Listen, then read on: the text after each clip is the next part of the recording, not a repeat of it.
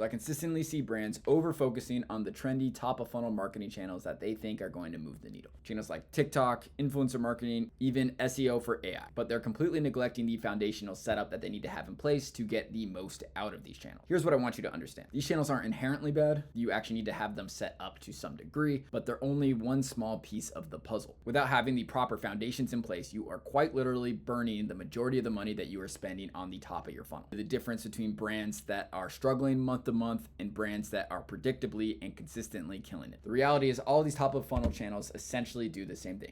They bring more eyeballs to your brand. But what do you do when those eyeballs land on your website? This is the foundational piece that most brands either don't have set up correctly or are completely missing. Today, I want to walk you through the foundational system that every e-commerce brand needs to have set up to get the most out of the effort that they put into their top of funnel. I want to show you what the system is, how the system works, and help you realize the opportunity that you may be missing out on. With that said, let's get right into it. Okay, so this is the foundational system that every e-commerce brand needs to have set up to capture, convert, and retain their customers. And I know it looks like there's a lot going on here, but don't worry, it's really not that complicated, and I'll walk through it step by step. Okay, so starting with stage number 1. So this is probably the stage that you're most familiar with. This is the top of the funnel. This is where your social channels kick in, your PR, your SEO, paid ads, UGC, all those top of funnel channels that are designed purely to drive more traffic to your website and get more eyeballs for your brand. This is what I was talking about earlier, where a lot of brands kind of over focus on this area and kind of neglect everything else I'm about to show you.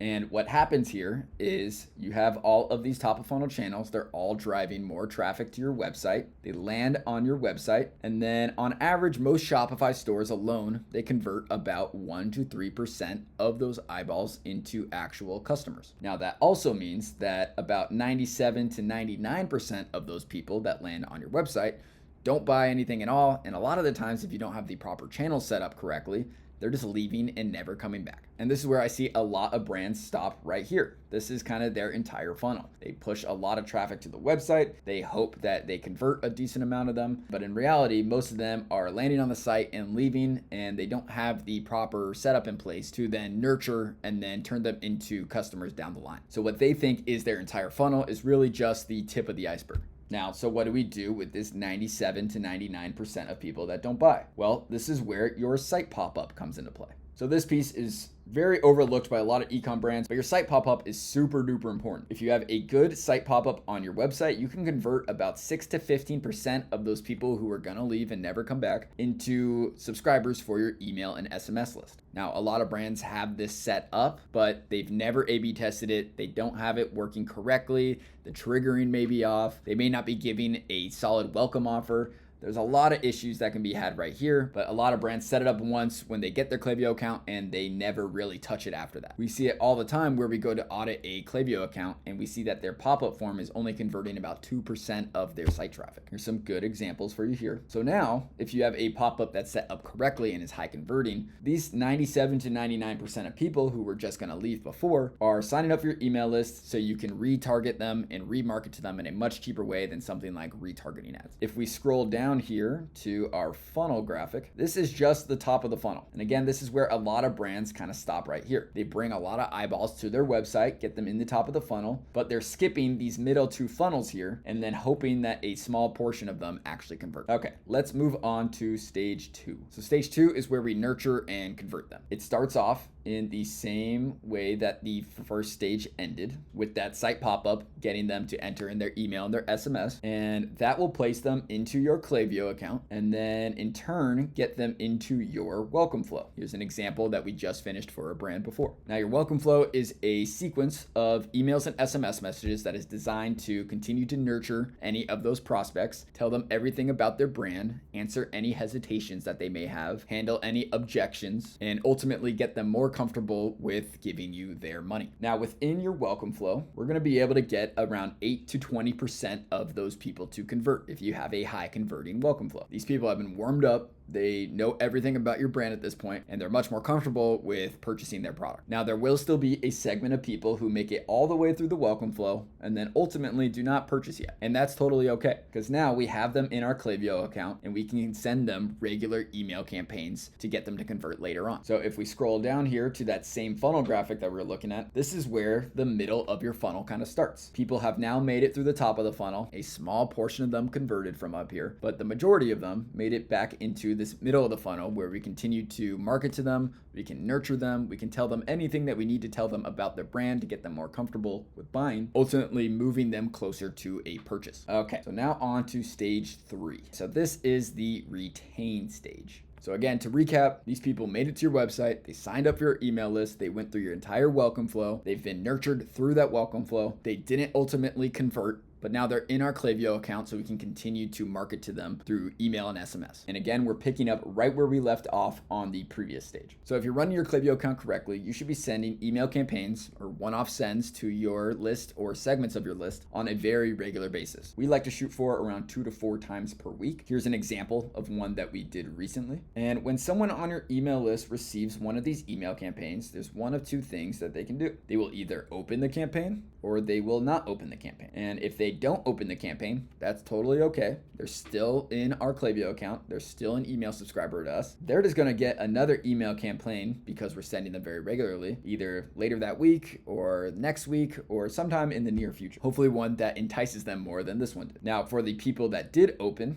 there's a couple of routes that they can go. They will either click the campaign or they won't click the campaign. If they don't click, same thing, not to worry. They're just going to get another campaign that will entice them more in the next week or so. Now, for those that clicked, this is where the magic of Klaviyo flows kind of come into play. So if they clicked, there's a couple of routes that they can go. Starting with the first one, they will visit your website. And if that's all that they do right there, they don't go any further, they'll land in your site abandonment flow and receive an automated email flow of 1 to 2 emails. And from there, they will either purchase or they won't purchase. Now, if they purchase, awesome. But if they do not purchase, that's okay. They're just going to get another email campaign here in the near future. Now, if they made it to the site and then they make it to a product page on that website, they'll be captured by the browse abandonment flow. This is a flow that we have set up that's automated and sends out 2 to 4 email messages to that person. Now, from that browse abandonment flow, same thing. They're either going to purchase, or if they don't purchase, again, they're going to go through this loop and they will get another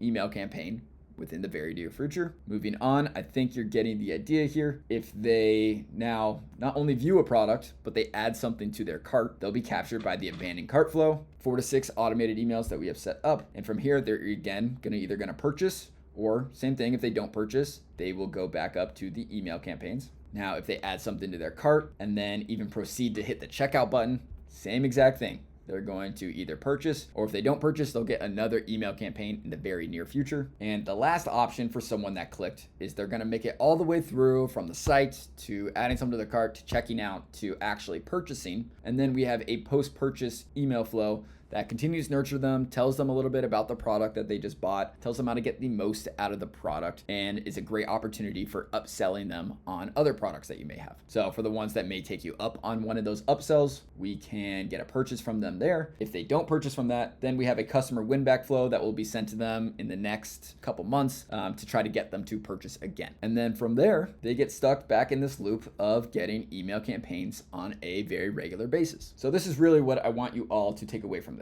Klaviyo isn't just sending emails to your list on a willy-nilly basis whenever you're running a sale or whenever you have something to say to your list. It's really a system where customers get caught in these loops of communication that are ascending them closer and closer and closer and closer and closer to ultimately get them to purchase. Klaviyo is a retention system, not just something you use to push discount codes and sales through whenever you need a boost in revenue.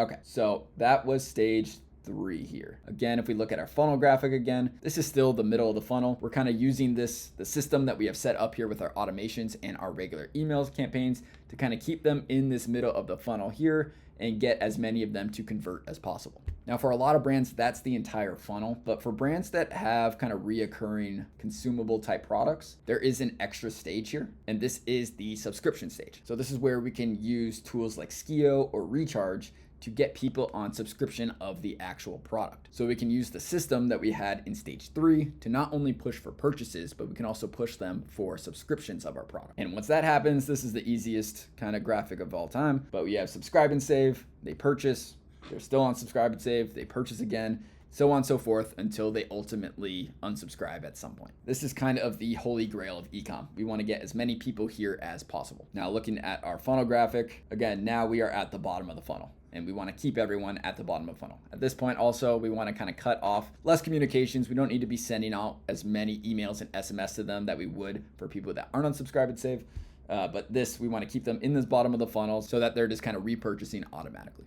Okay, so that is just about everything that I have for you today. I hope you found some value out of it. Again, if you are a 7 or 8 figure e-commerce brand and you're looking to improve your Klaviyo performance, go ahead and click the link in the description to a completely free Klaviyo audit from me. I'll go through your entire account, let you know what you're doing well, what you're not doing well, what kind of revenue you could be leaving on the table, and provide some actionable tips about how you can get it closer to a retention system like we walked through today. All right, so that's it for me.